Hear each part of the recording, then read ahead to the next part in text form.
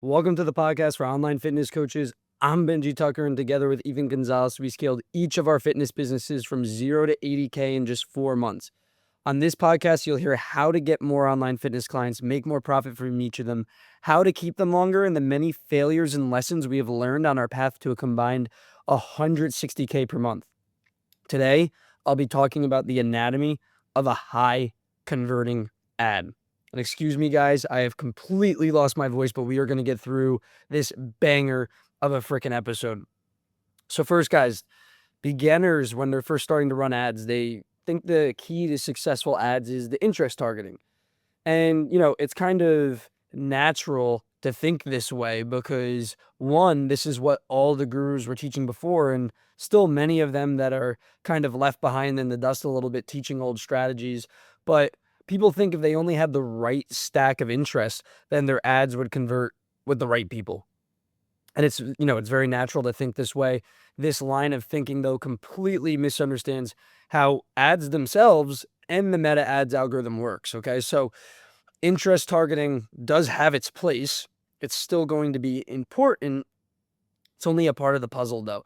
And ad success is primarily dictated by the ad creative itself. Okay. And that's because Meta's AI has been advancing exponentially really every single second with every new data point that comes in if you understand anything about how AI works. So, it can put the right ad in front of the right person based on the creative. Okay. So Facebook has every incentive to do this. And just think about it from their perspective, right? If they can get your ads in front of the people who are most likely to buy, then you will make more money. And if you make more money and your ads are profitable, you're going to continue to spend money on ads. You're going to spend even more money on ads. Facebook's going to get richer. As well, other people are going to see that you're getting rich off of spending money on ads. You're going to be signing more clients, and in the B2B space, people signing more clients, teaching them how to run ads means that guess what? More people are going to be running ads and spending money. So, guys, that gives a little bit of the background as to how ads work as it relates to the algorithm itself. Okay, but here's the 3 main factors that will dictate what type of people your ads attract. And this is the most important thing because, I can't stand when I hear people say, "Oh, like if only I'm good with ads, I'm good with my content, I'm just not getting the right people, like it's something about the algorithm." Yeah, it's because you don't know how to fucking use the algorithm because your ads and your content actually suck, right? It's not the algorithm, it's you. Now, if you want a high volume funnel where you're getting shitty quality people, great, go for it. Except it's not really working at all, especially anymore. Because, like I've said before, we're not just in a trust recession anymore. We're in a trust crash, which means that people are looking at every little thing to be able to scrutinize and criticize you to say, this guy's a bullshitter. He doesn't know what he's talking about. I'm not going to buy. All right. Because we have complete distrust now in the mainstream media. We've been lied to by them. We've been lied to by influencers, so-called experts, and coaches as well in the online space. Okay. So we want to attract high quality clients. Why? Well, who doesn't want fucking high quality clients? You could have less of them while making more money. That allows you to spend less time while making more money. Your clients will actually get better results. They'll be more likely to buy your upsell, making you more money. They are more likely to get better results, so other people will see that. Other people will want to buy your program, making you more money. Those people will be higher quality. You will get the upsell, you get the point, right? It's a flywheel, but it starts with attracting high quality clients where you could charge 4, 5, 6K for just a 4 to 6 month program before upselling them. So guys, let's get into it. Here's the 3 main factors that will dictate the types of people your ads attract. So the first thing is the hook. Do you call out the ideal person in the first 3 seconds of the ad, right? You have 3 seconds or less before someone swipes off your ad, and people's attention span is less than ever, which means the goal of the first 3 seconds is to stop the scroll so they keep watching. You want a pattern interrupt. You want people to say, "Oh shit, he's talking to me," right? And I've talked about this a lot, the crowded room theory. If you're in a room, let's say you're a dude in a red suit with blonde hair, and there's a bunch of other people in the room. Everyone's wearing a suit though, but different colors. And someone says, "Hey, man in the suit." No one's gonna fucking turn around because it's generic, right? They don't think you're being talked to, right? But if you have blonde hair and a red suit and someone says, "Yo, blonde dude in the red suit," you're gonna turn around instantly if that's you, because you already know subconsciously there's no one else in the room that looks like that. Right. So in the same way, that's how we have to call out our target demographic. And you don't want to stop the scroll of just anyone, right? You don't want to do something just fucking insane like jumping out of a plane only to call out everyone, right? A great hook communicates exactly who the ad is for. And by default, right, we want to be excluding who the ad is not for with the copy.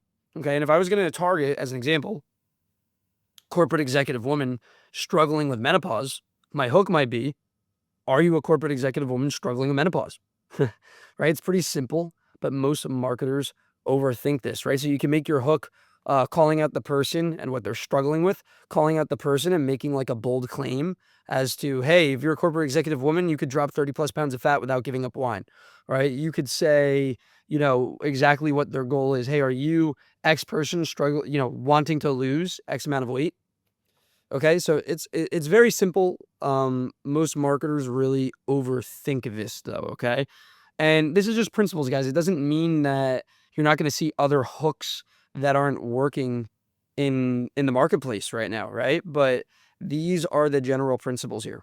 So that's number one, is the hook, okay? And that's very important and arguably the most important, because everything else I'm about to say is not going to matter at all unless your hook does the job, right? Because let's say you have a 50-second ad and it's a great body, it's a great fucking ad, but the first 3 seconds suck.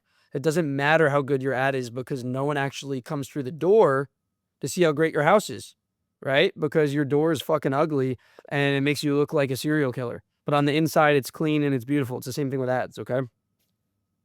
So the second factor that will dictate the type of people that your ads attract is the offer that you're making, right? So is your call to action something that the target demographic actually wants?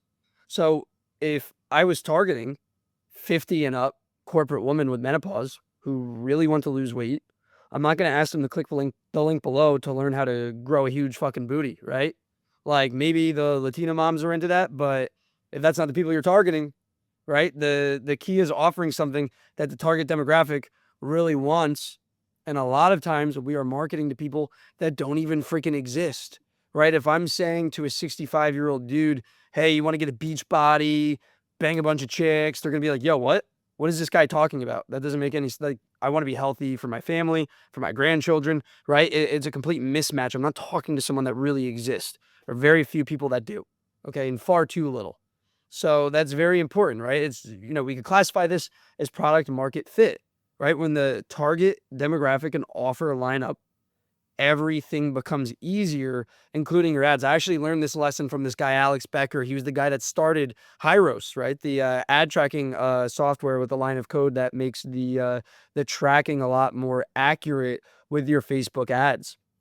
And he said, if the offer lines up and if it's something that people really want, okay, your offer is dialed in, then everything after that becomes easy. Marketing is easy, right? Because it's something people really fucking want. It's the basic laws of supply and demand. Someone wants something, your content will be easier. Your ads will be easier. Your sales calls will be easier. Your DM setting will be easier. It will all be easier because it's something that's actually in demand, right? But if you're selling something that you have to work hard to try to convince someone that they need it, that's not how you want to market. You want to channel a desire, whether conscious or unconscious.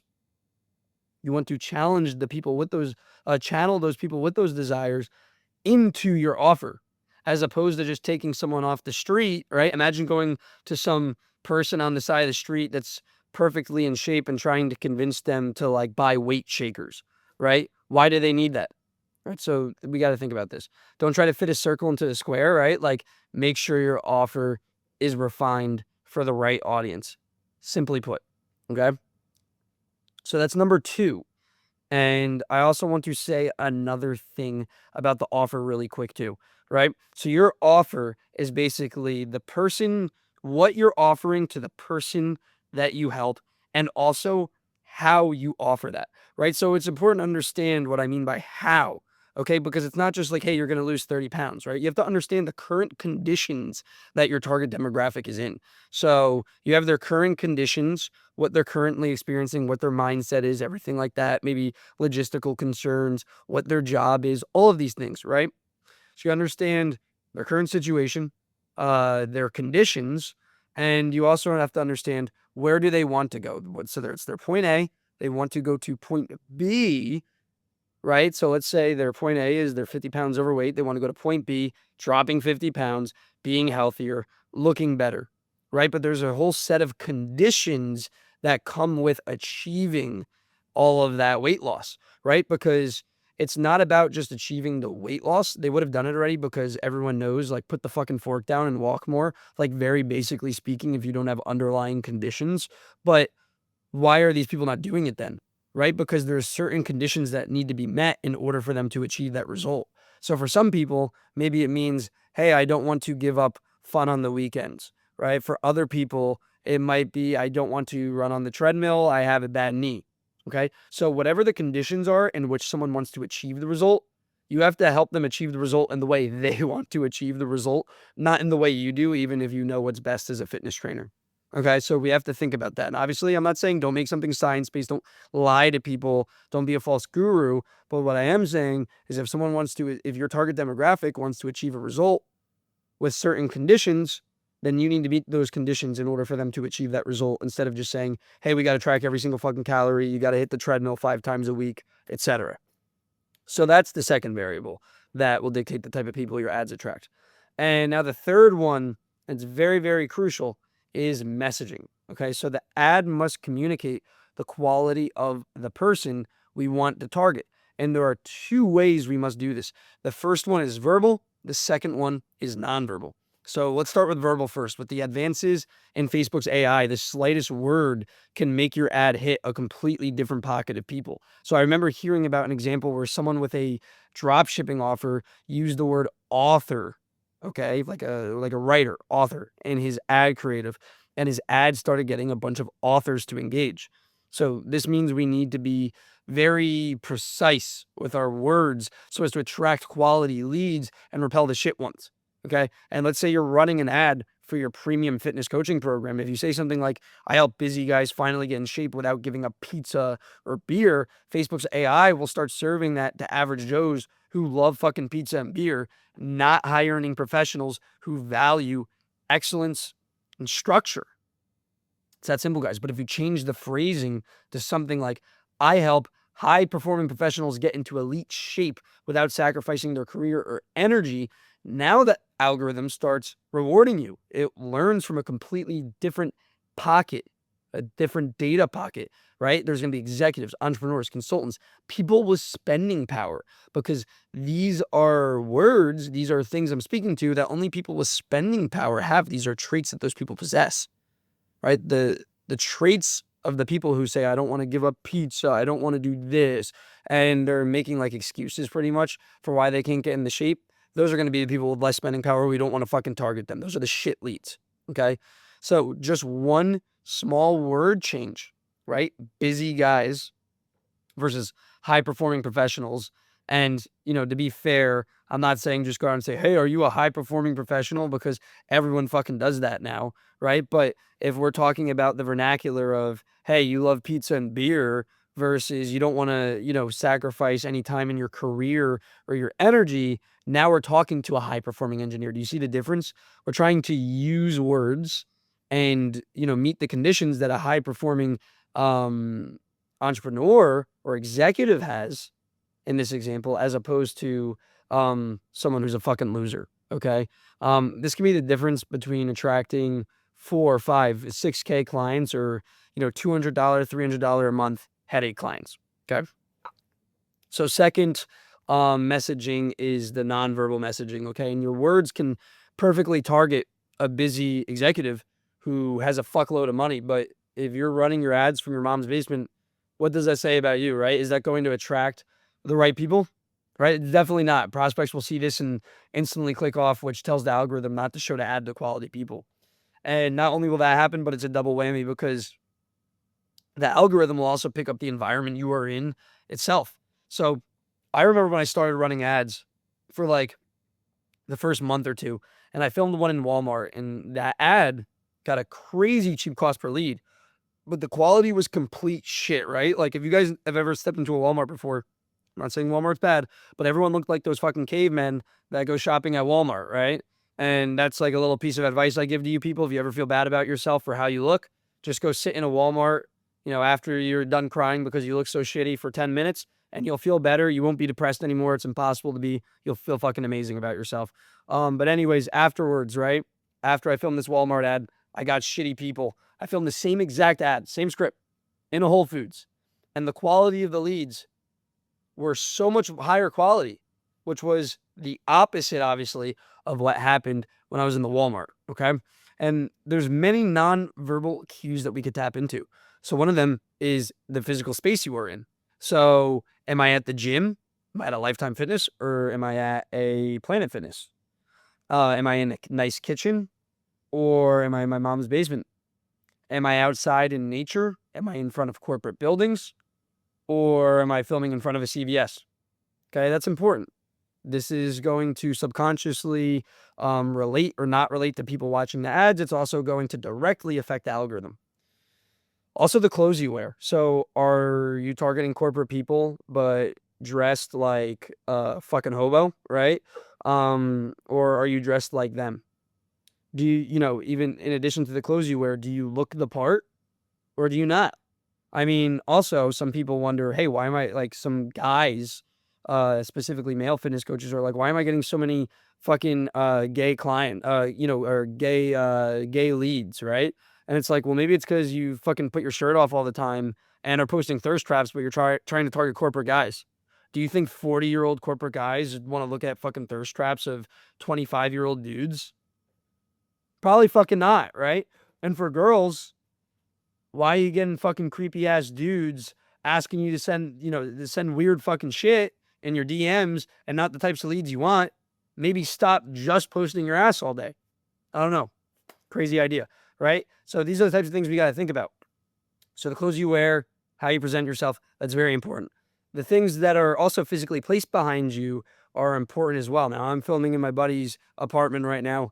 So you don't have the background right here, but what's something that Ethan and I do, sometimes we'll place like our watch box behind us with like an Omega watch or something like that.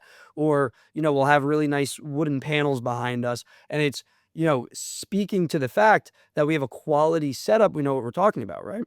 I'll give another Tai Lopez example too. And I know all this shit is going on with him right now being sued, but one of our mentors who originally, was buddies with Tai Lopez a really long time ago, he told this example of how he was filming an ad and he made the person, the filmographers redo the whole thing because he was so particular about, hey, can we get like the basketball hoops in a little bit? Hey, there was like really expensive like groomed dogs or something. Hey, I want them to like be running in the background a little bit too. There was a car logo and he's like, I don't want the car in it too much because I want it to be subtle, but I want to make sure the Porsche logo's in there, right?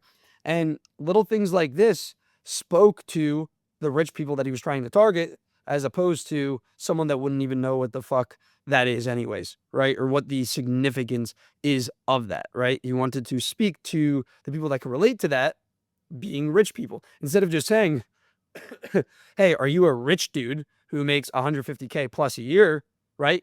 Demonstrating that through his words, verbally, but also non-verbally per this example.